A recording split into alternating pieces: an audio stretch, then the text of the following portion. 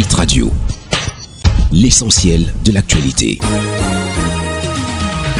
Ghislain Cougon. Le point sur l'actualité technologique de l'information et de la communication, la deuxième édition des camps TIC organisée par le ministère des Postes et Télécoms se tient du 4 au 7 juillet prochain dans l'arrondissement de Vagan, situé dans la région du sud de Cameroun. C'est ce qu'on a appris à Yaoundé au cours d'une réunion générale des services du ministère des Postes et Télécommunications, présidée par le chef de ce département ministériel, Minette Libom Diliquin. Selon les organisateurs, cette rencontre articulée autour du thème « Les réseaux sociaux au service du patriotisme ». Quelle contribution pour les jeunes va regrouper pas moins de 600 jeunes Camerounais.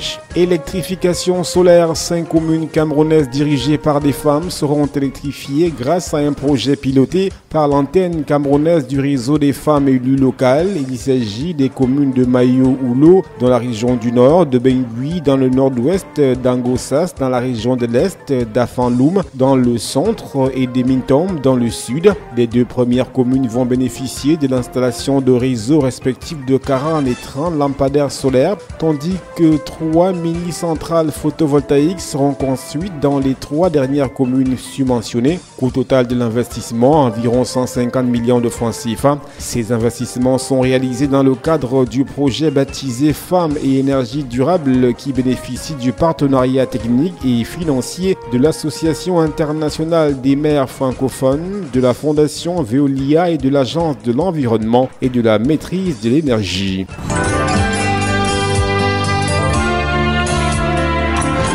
L'actualité internationale. Accord sur les questions migratoires à Bruxelles en Belgique. Les 28 dirigeants de l'Union européenne ont trouvé un accord sur la question migratoire lors d'un sommet tendu alors que les Italiens menaçaient de faire capoter la réunion faute d'engagement précis de ses partenaires européens concernant l'accueil des migrants. Les propositions franco-italiennes qui ont alimenté les débats entre dirigeants européens portaient notamment sur la création de centres contrôlés dans des pays européens volontaires où seraient débarqués des migrants arrivant dans les eaux européennes. Les migrants éligibles à l'asile pourraient être répartis depuis ces lieux dans d'autres pays européens, eux aussi volontaires, répondant ainsi au souhait italien d'une responsabilité partagée pour tous les migrants arrivant en Europe.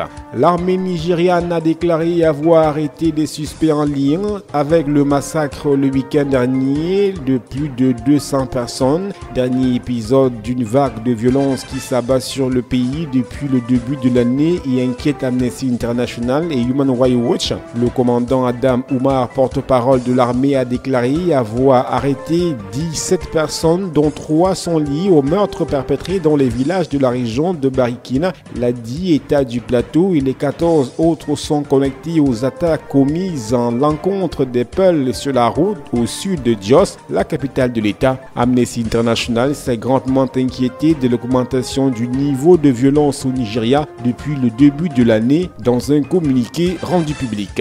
Hit Radio, une info d'avance.